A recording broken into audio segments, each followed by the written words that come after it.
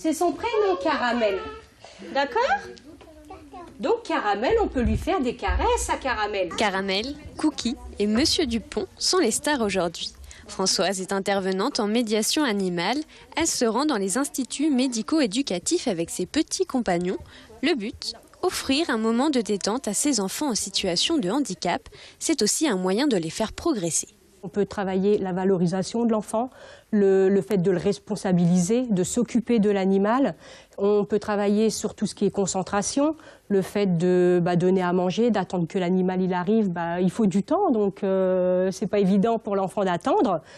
Voilà, on travaille la communication, on peut travailler la motricité fine, le toucher.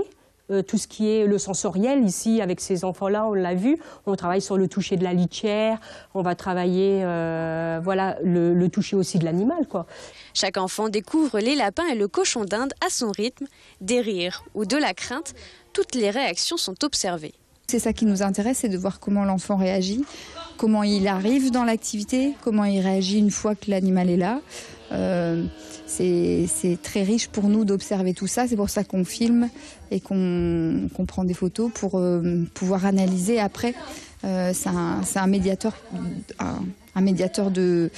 d'observation de nos enfants qui est très riche. Un projet porté par des étudiantes en management de la santé. Clémence et Noémie sont en première année de licence. Elles ont organisé ces ateliers pour venir en aide aux enfants. À 19 ans, elles sont déjà sûres de leur avenir.